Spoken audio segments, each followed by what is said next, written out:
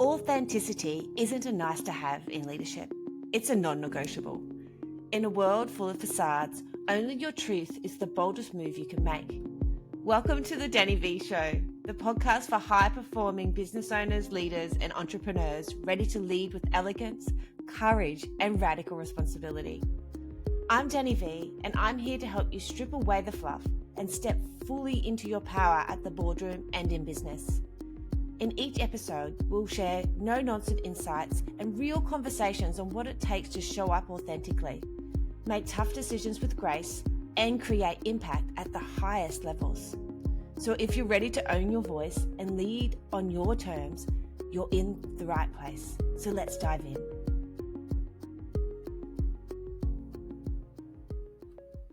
Welcome back to the Danni Vee Show. Today, I am absolutely thrilled to welcome a woman who embodies the phrase lead and the universe follows. Krystal Wilson is the founder and driving force behind She Who Dares, a movement, a mindset, and a mission to help women step into their fullest power, break through unseen blocks, and build lives and businesses that are aligned, authentic, and unapologetically ours. Krystal is not just a coach, mentor, speaker.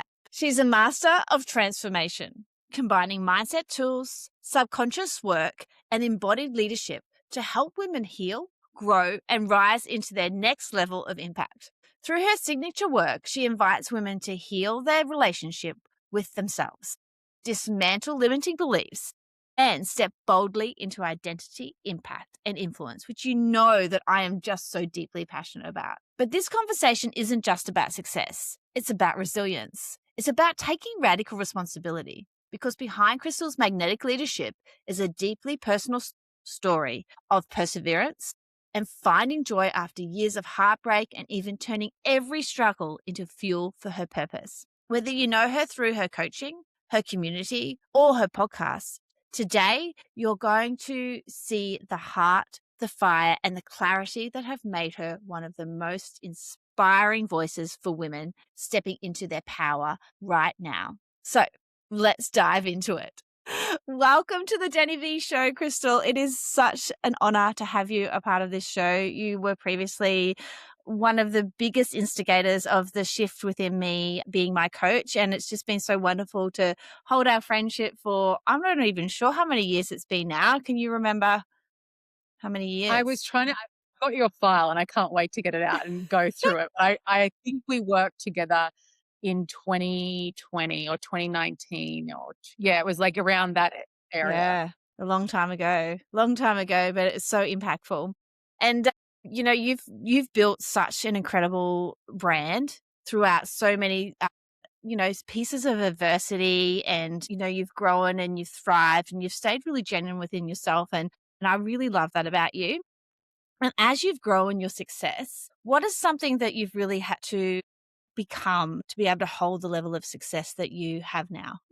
Great question. I think the journey of becoming is such an important part of success. And yes, I have been in the online coaching space for 11 years, which is crazy. And I've worked with over 500 women, but it hasn't just been success. Do you know what I mean? I think what's really interesting about my journey is that I've had a lot of success, and I've also had astronomical fails, off the back of really big successes.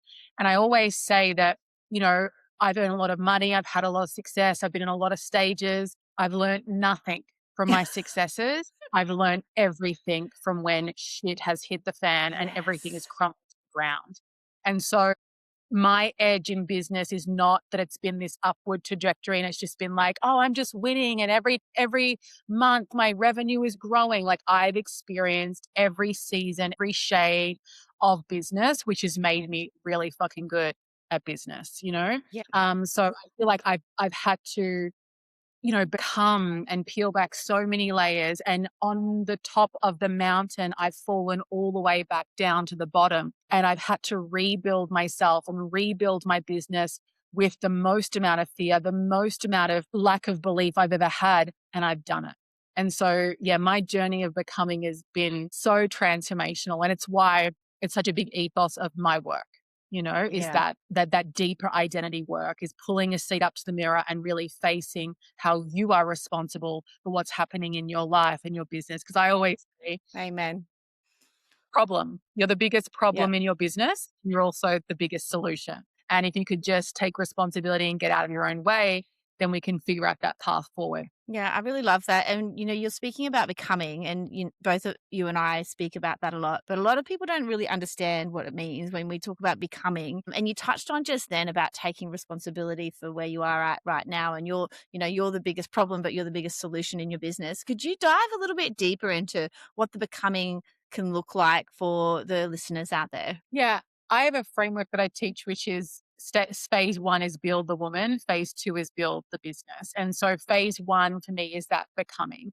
I think a lot of women in business and female founders, there's a knowing and a desire that's hard to articulate, that they want to start something, they want to Yes. build something, they want to become someone.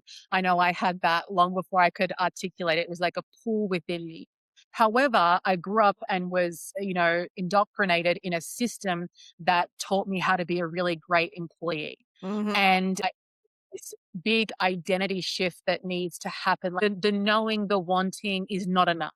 Okay. There has to be an astronomical shift from being the good girl, the people pleaser, the really good employee, to becoming the identity of a successful founder and operating at that level and that standard. And that gap, in between that gap, is your mindset, it's your energetics, it's your perception, which all add up to the identity in which you are behaving from. Yes, absolutely. And I really like how you speak about the gap between that as well, because, you know, the indoctrination of being the employee so well, represented, because we are so used to being the good girl. We're so used to following the line and, doing, going to class and doing a good job and getting your A plus. And, if you don't get your A plus, then you're a failure. And then, but also coming back to how you said you've learned from your failures. We're not taught that when we're younger either. We're not taught that, hey, you failed. What are you going to learn about that? So can you share with us today more about how you've gone from the top of the mountain to the bottom of the cliffs and how you've learnt to learn the lessons? Well, I had a really big astronomical failure. I often talk about this, especially in the last couple of years in my content. I was having my most successful year in business, and it was so freaking easy. It was like, you know what I mean? It was just like I moved and I received. And then what felt like overnight, but it wasn't overnight. Yes, It felt like as always. everything crumbled, uh, crumbled to the ground. And in that moment, honestly, I had such a strong identity as a successful, financially literate, woman in business. And with the collapse of the infrastructure of my business, my identity shattered with it.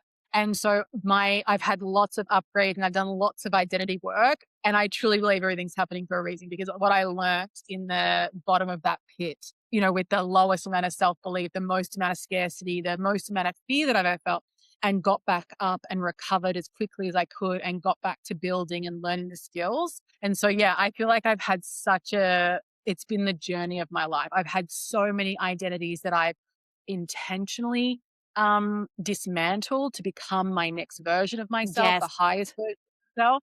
And I've also had things happen outside of, what felt like my control, where my identity shattered of who I thought I was. And both have been so valuable in teaching me, I do a lot of deep identity work with women. So it's no surprise to me that when I look at my journey, I'm always at the forefront of that work within myself. I'm literally Mhm. the living, walking version of that.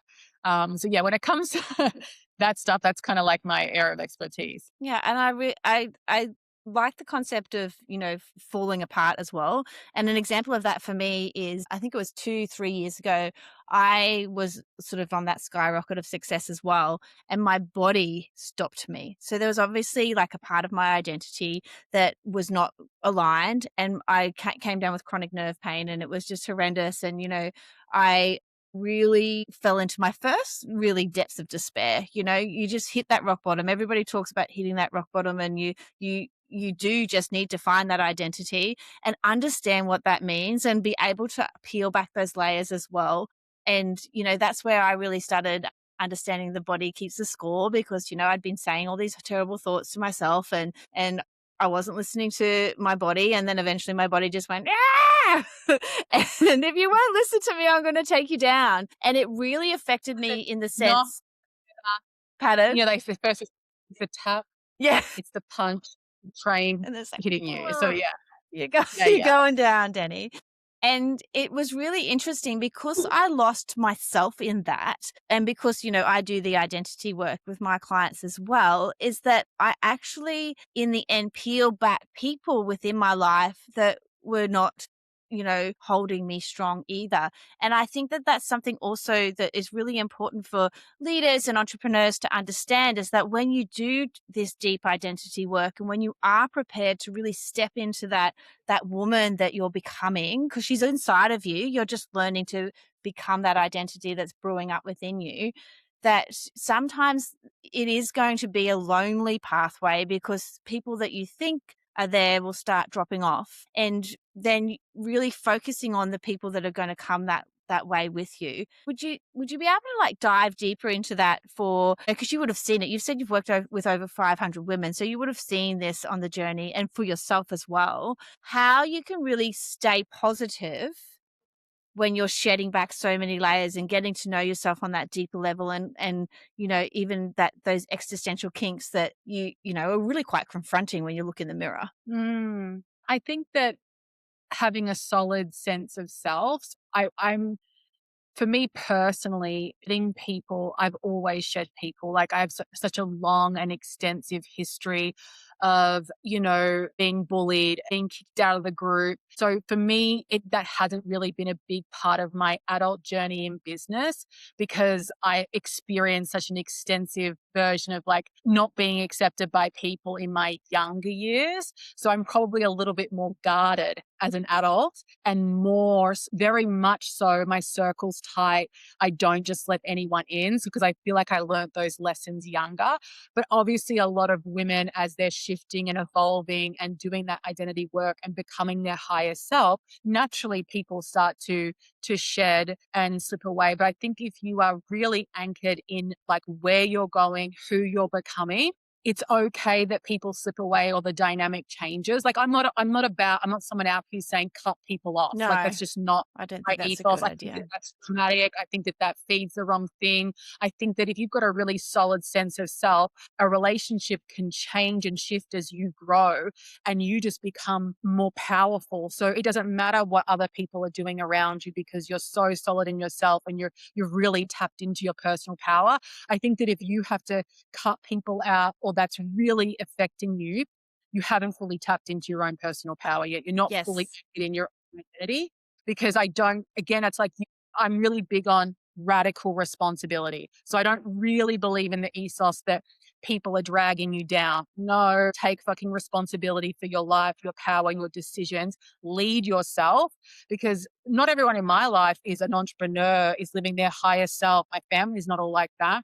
But I don't get dragged down by people like that, because I'm in my power. I'm leading myself, and I know exactly where I'm going. Yes, that's so perfect in the way that you said that. And radical responsibility is a big aspect of my framework and body in the ownership part. So, just taking responsibility for who you are and who you're becoming, and just really understanding what that is, and having that self-belief and self-trust. So you keep coming back to self-belief, and that it comes from self-trust and showing up for yourself. So taking responsibility for yourself in that way as well. And believing that you can get to that next level of whatever that is. And it's different for everybody as well. Like you're speaking a lot about that higher self, and not everybody in your world is like that, and that's okay. And understanding that your higher self is completely different to my higher self. So that's okay as well. So when you have that self-belief and self-trust, there's none of that judgment. And I guess, yeah, just like that comparisonitis and things like that,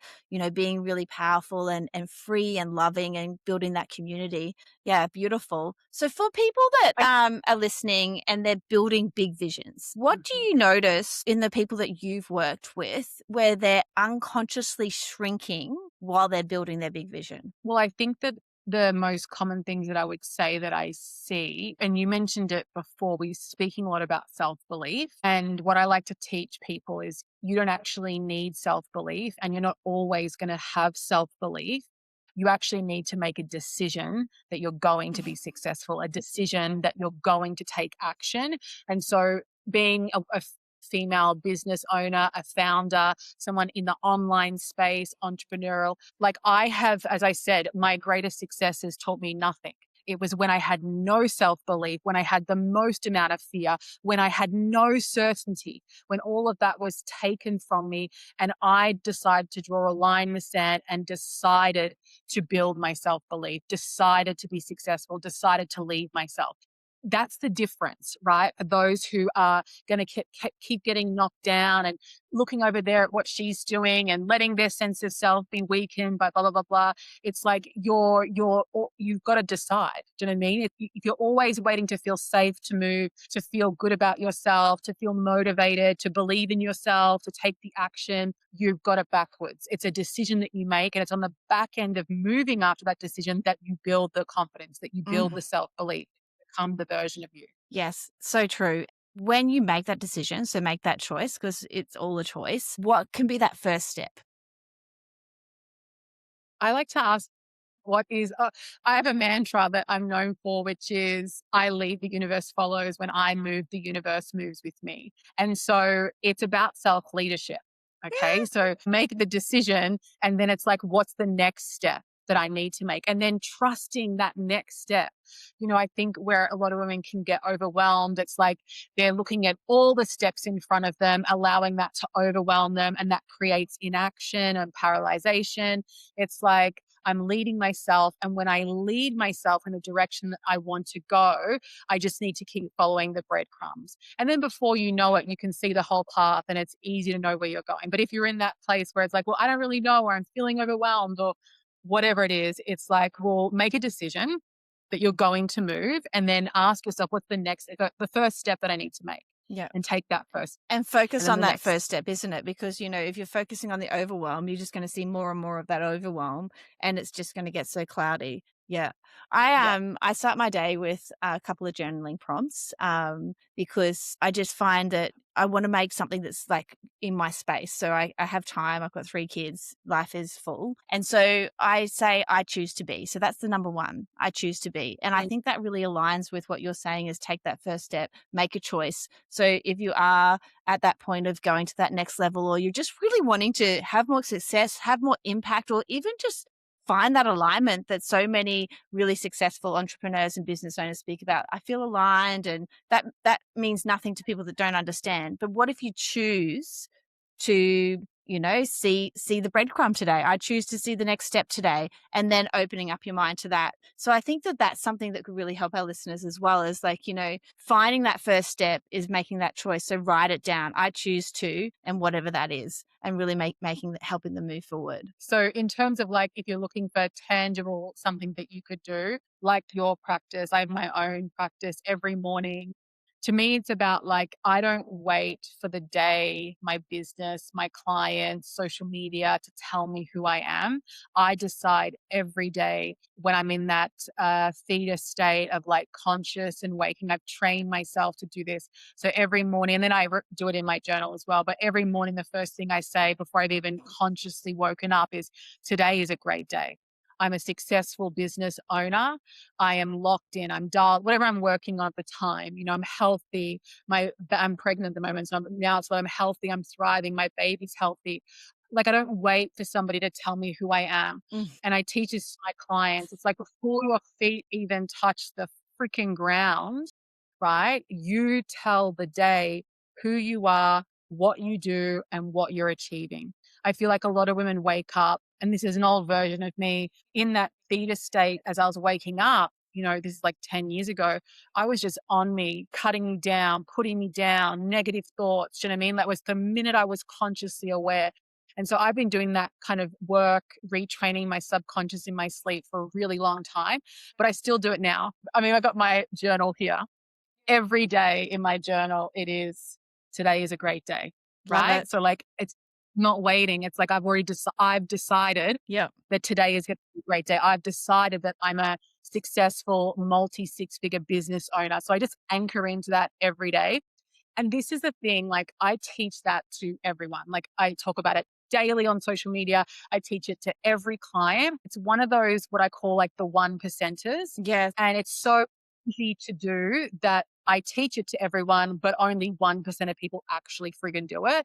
And it's like, if you can't do that, like if you can't do that simple thing, how do you want to have a 100K launch? How do you want to earn multi-six figures? If you can't wake up and make a decision and tell the day who you are, it's such a simple practice, but it's so easy to do that most people just don't do it. It's that radical responsibility that you're speaking about, isn't it? Absolutely. And if I lose my way, because I'm human, do you know what I mean? I lose my way. Sometimes I'm off course and I don't realize I'm off course. It's the thing that I come back to. So if you look at my diary, there might be like a week or two where I like stop doing it and then I course correct. And if I start to feel any kind of like, not in my power energy, or maybe I am looking left or I am looking right, I come back to what have I stopped doing that is easy to do and easy not to do. And I always come straight back to this, and that aligns me straight away. Yeah, I love that. That's the same as the I choose to be. Because if you start your day with that intention, I choose to be, and you feel that misalignment, you come back and go, am I choosing to be that? Yeah, perfect. So fantastic. I love it too. So for your closing question, for the women that are wanting more and they're wanting to have more impact, we've spoken about it before, more leadership. And I really love the concept of self-leadership, because you can't lead others until you lead yourself, or even just that more alignment, that more strong identity. What advice would you give them with all the different things that we've spoken about today? What would you want her to hear now? Say the first step is, are you willing to pull a seat up to the mirror and face your own bullshit with like such compassion and understanding and just the most raw honesty? Because I teach this, you are the problem and you're also the solution. But if you're not taking radical responsibility and even willing to face your bullshit, face your patterns, face the parts of you that are pulling you back into, lower frequencies or lower behaviors, it's so easy to like blame this and blame that. It's like, no, do you know what I mean? Like if you're blaming and complaining, you're so far off the mark, you know what I mean? Pull a seat up, face your own bullshit. But the thing is, it's not about facing yourself to beat yourself up. It's about with love, passion, and understanding. Because once you do that, then you're back in the power seat. Then you can draw a line in the sand, and then you can start to lead yourself. And when you lead yourself, I'm telling you, like, it's like so many of my clients, they'll stop taking action. They stop leading themselves. They don't get the results. The filter's the old story. And I'm like, let's create a plan. Let's take some action. And then overnight, it just happens. You move, the universe moves with you. You take a step, the universe will take a step with you. And it's like, but you've got to actually lead yourself. Yes. I don't think we need to say anything else. What a beautiful way to end today's conversation. Thank you so much, Krystal, for all your wisdom. And I really hope that the listeners are going to start taking that radical responsibility and understand that they are the problem, but they are also the solution. So let's become the solution and really shift and change the entire world. Thank you so much, Krystal. It's been such an honor to have you here. Thank you. Thank you. Thank you so much for joining me on the Danni Vee Show today. I hope you're leaving this episode feeling inspired and empowered. My goal is always to bring you elegant insights with a bold impact. If you enjoyed our conversation, I invite you to subscribe to the show and leave a quick review. Your feedback not only means the world to me, but it also helps other growth-minded leaders find this community. Remember, leadership is an inside-out journey. The poise, the passion, and the purpose we cultivate within ourselves are what transform the world around us. So until next time, stay true to your vision and keep leading with the unique mix of grace and strength. Stay radiant, stay resilient, and I'll be right here cheering you on. I can't wait to hang out with you again on the next episode of the Danni Vee Show.